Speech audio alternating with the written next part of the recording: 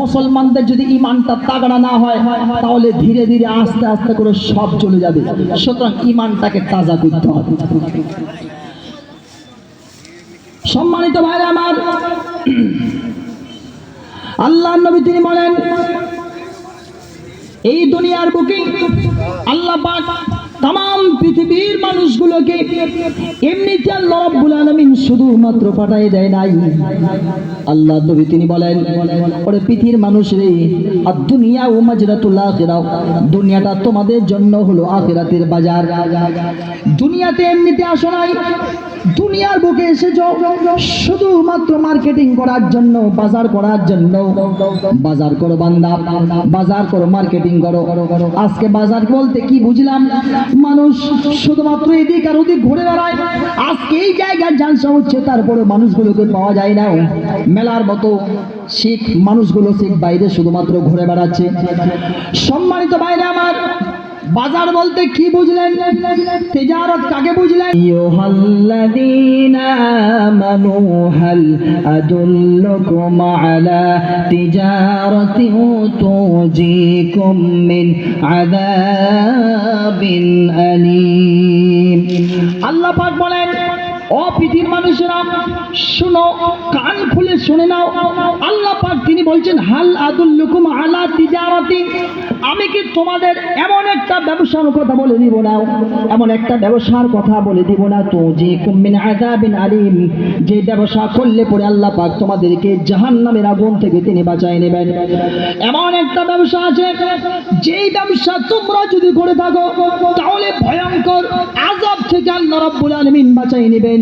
সেই ব্যবসার কথা আমি কি তোমাদেরকে বলে দিব না নাকি? মুমিনরা বলছে, এ রাব্বুল আলামিন, আচ্ছা বলেন, আপনি তাড়াতাড়ি করে বলে দেন। আল্লাহ পাক তখন এই মানুষগুলোকে ব্যবসার কথা বললেন, তুমিনুনা বিল্লাহি ওয়া রাসূলিহি وتجاهدون في سبيل الله بأموالكم وأنفسكم। আল্লাহ পাক तमाम পৃথিবীর মুমিনদেরকে এবার ব্যবসা দিচ্ছেন। ও পৃথিবীর মানুষরা, তিনখানা ব্যবসা নিয়ে যাও। এক নম্বর ব্যবসা হচ্ছে তুমিনুনা বিল্লাহি, তোমরা শুধুমাত্র আল্লাহর প্রতি ঈমান নিয়ে আসো। এটাই হচ্ছে তোমাদের জন্য এক নম্বর ব্যবসা। ঈমানের কথা কেন শুরু করলেন? তার কারণটা হচ্ছে এটা, একটা মানুষের প্রতি যদি ঈমান চলে আসে, ঈমানটা যদি একটা মানুষের অন্তরের মধ্যে যদি ঢুকে যায়, তাহলে ওই লোকটা আর ফাঁকিবাজ হতে পারে না, ওই লোকটা সুদ খাবে না, ওই লোকটা ঘুষ খাবে না, ওই লোকটা বেনামাজি হতে পারে না, ওই লোকটা কোনোদিন ব্যবসার জন্য কোনোদিন সে ফাঁকি দিবে না। ওই লোকটা যতই ব্যবসা বাণিজ্য করুক না কেন, যখনই ওই মানুষটাকে, ঈমানদার লোকটাকে শুধুমাত্র আহ্বান জানানো হবে, শুধুমাত্র আল্লাহর দিকে ডাকানো হবে, সঙ্গে সঙ্গে ওই লোকটা মসজিদ থেকে আজান শোনার পরে লোকটা বলে দেবে, না না না, আমি এখন নামাজ ছাড়া কোনো রকমের কোনো কিছু শুনবো না। নামাজকে বলো না কাজ আছে, কাজকে বলো আমার নামাজ আছে। নামাজকে বলো না কাজ আছে, কাজকে বলো আমার নামাজ আছে।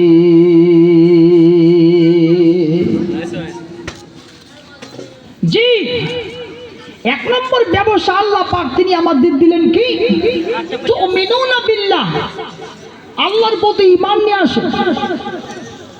একটা মানুষের কলিজা অন্তর যখনই আল্লাহর প্রতি ঈমান চলে আসবে, ওই লোকটা ফাঁকিবাজ হবে না, ব্যবসায় মানুষকে কোনোদিন ঠগাবে না, কোনোদিন বেনামাজি হবে না, সুদ ঘুষ এগুলোর দিকে যাবে না, কোনোদিন ইসলাম বিরোধী হবে না, কোরআনের বিপক্ষে কোনোদিন কথা বলবে না, কোরআনের পক্ষে কথা বলবে।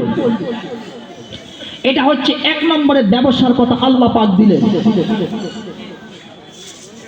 সুতরাং ঈমানটাকে পাকাপোক্ত মজবুত করতে হবে। ঈমান যতক্ষণ পর্যন্ত আমাদের পাক্কা আর মজবুত স্ট্রং না হয়ে যায়, ততক্ষণ পর্যন্ত বাপ কোনো কিছু কাজে আসবে। এজন্য আল্লাহ পাক সর্বপ্রথম ব্যবসা মানুষকে দিতে গিয়ে তিনি সর্বপ্রথম যেটা ব্যবসা মানুষকে দিলেন তার নাম হচ্ছে ঈমান। একটা মানুষ বলে পার হয়ে যেতে পারে যে আসলাম না, আমি ইসলাম কবুল করেছি, কিন্তু একটা মানুষ আমান্না শব্দ ব্যবহার করে পালিয়ে যেতে পারবে না। আমরা এখানে যারা বসে আছি সবাই বলতে পারবো যে আসলাম না, আমি ইসলাম কবুল করেছি, কিন্তু আমান্না বলতে পারবো না, কারণ ঈমান হচ্ছে আলাদা জিনিস। আমরা সকলে মুসলমান, কিন্তু কেউ এ কথা বলতে পারতেছি না আমি হচ্ছে একজন পাক্কা সচ্চা ঈমানদার। সুতরাং সর্বপ্রথম যে ব্যবসা আল্লাহ পাক দিলেন